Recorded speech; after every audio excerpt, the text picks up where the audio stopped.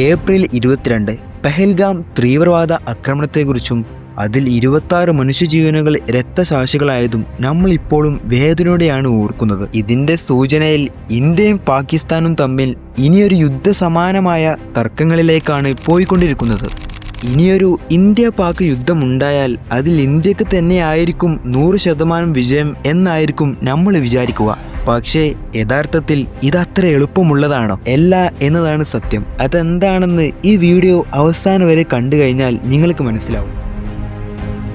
ഇന്ത്യയും പാകിസ്ഥാനും തമ്മിൽ ഒരു യുദ്ധമുണ്ടായാൽ എന്തായിരിക്കും സംഭവിക്കുക എന്നും അതിൽ ആരാണ് വിജയിക്കുക എന്നുമാണ് നമ്മൾ ഇന്ന് ഈ വീഡിയോയിലൂടെ കാണാനായി പോകുന്നത്. ഇതിനായി നമ്മൾ മുമ്പ് നടന്നിട്ടുള്ള ഇന്ത്യ പാക് യുദ്ധങ്ങളെക്കുറിച്ച് മനസ്സിലാക്കണം. പ്രധാനമായും ഇന്ത്യ പാക് യുദ്ധം 3 തവണയായിട്ടാണ് നടന്നിട്ടുള്ളത്.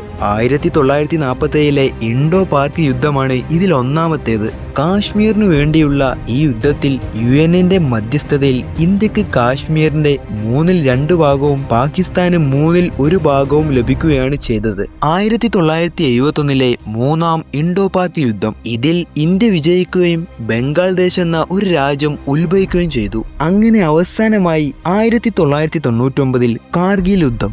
ശക്തമായ തിരിച്ചടിയോടെ ഇന്ത്യ വിജയിച്ചു. പക്ഷേ ഇതെല്ലാം 2000-ന് മുമ്പുള്ള യുദ്ധങ്ങളുടെ ലിസ്റ്റാണ്. ഇതെല്ലാം കഴിഞ്ഞ് 25 വർഷങ്ങൾക്ക് ശേഷം പിന്നിട്ടപ്പോൾ ഇരു രാജ്യവും പലതരത്തിലും വളർന്നിട്ടുണ്ട് എന്നതാണ് ഇതിലെ വലിയ സത്യം. അപ്പോ ഈ 2025 ഇന്ത്യയും പാക്കും ഒരു യുദ്ധമുണ്ടായാൽ ആര് വിജയിക്കുമെന്നറിയാൻ ഇരു രാജ്യങ്ങളുടെയും മിലിറ്ററി ഫോഴ്സ് എത്രയാണെന്നും വെപ്പൺ കളക്ഷൻ എത്രയാണെന്നും നമ്മൾ മനസ്സിലാക്കണം. ഇന്ത്യയിലെ സജീവമായിട്ടുള്ള സോൾജിയേഴ്സ് എന്നത് ഏകദേശം 1.45 മില്യൺ അഥവാ 14,50,000-ഓളം. കൂടാതെ ആവശ്യ സമയത്ത് യുദ്ധം ചെയ്യാനായി 1.50 മില്യൺ അതായത് 11,50,000-ഓളം റിസർവ് സോൾജിയേഴ്സും ഇന്ത്യക്കുണ്ട്. എന്നാൽ പാകിസ്ഥാനെ സംബന്ധിച്ചോളം ആക്റ്റീവ് സോൾജേഴ്സ് 6,50,000-ഓളം, റിസർവ് സോൾജേഴ്സ് 5,50,000-ഓളം മാത്രമാണ്. ഓരോ വർഷവും ഇന്ത്യ ആയുധങ്ങൾക്കും മിലിറ്ററി പരിശീലനത്തിനും മറ്റും ചിലവാക്കുന്നത് $85 ബില്യൺ അഥവാ 7 ലക്ഷം കോടി രൂപ. എന്നാൽ പാകിസ്ഥാൻ ഇതിനായി വർഷം ചിലവഴിക്കുന്നത് $11 ബില്യൺ ആണ്, അഥവാ 93,000 കോടി രൂപയിലധികം. കൂടാതെ അർജുൻ എന്ന വിളിപ്പേരുള്ള പവർഫുൾ യുദ്ധ ടാങ്കുകൾ ഉൾപ്പെടെ ഇന്ത്യക്ക് 4,600-ഓളം മിലിറ്ററി ടാങ്കുകളാണ് സ്വന്തമായുള്ളത്. പാകിസ്ഥാന്റെ കൈവശം 2,400-ഓളം യുദ്ധ ടാങ്കുകൾ മാത്രമാണുള്ളത്. ഇനി എയർഫോഴ്സിന്റെ കാര്യം നോക്കുകയാണെങ്കിൽ ഇന്ത്യയുടെ കൈവശം ടോപ്പ് നോച്ച് ഫൈറ്റേഴ്സ് ജെറ്റുകളായിട്ടുള്ള XUV-13, MKI, റഫേൽ, തേജസ് തുടങ്ങിയ 2,200-ഓളം എയർക്രാഫ്റ്റുകളാണ് ഇന്ത്യക്കുള്ളത്. പാകിസ്ഥാന്റെ കയ്യിൽ JF-17, F-16, ജെറ്റൻസി തുടങ്ങിയ ഉൾപ്പെടുന്ന 1,400-ൽ പരം എയർക്രാഫ്റ്റുകളാണ് ഉള്ളത്. കഴിഞ്ഞിട്ടില്ല.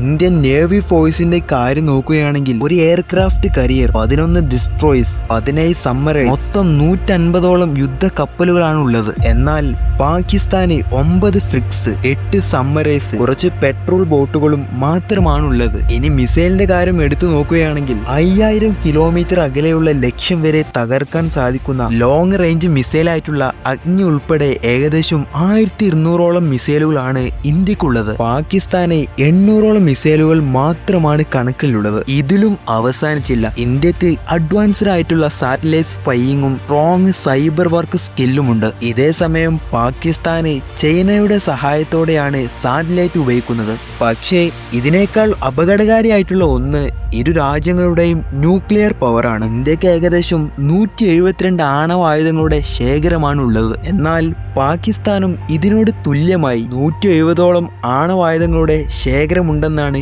കണക്കുകൾ പറയുന്നത്. ഈ ആണവായുധം ഉപയോഗിക്കാൻ ചില നിയമങ്ങളുണ്ട്.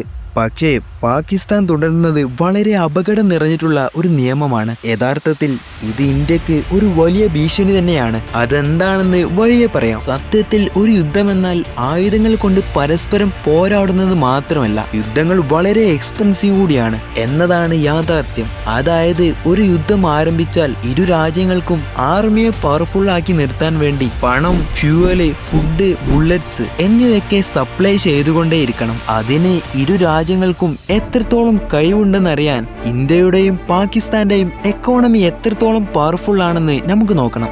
ഇന്ത്യയുടെ GDP അഥവാ ടോട്ടൽ വെൽത്ത് എന്നത് 2025 കണക്ക് പ്രകാരം പ്രധാനമായും $3.9 ട്രില്യൺ അതായത് ഈ സ്ക്രീനിൽ കാണുന്ന അത്രയും സംഖ്യ.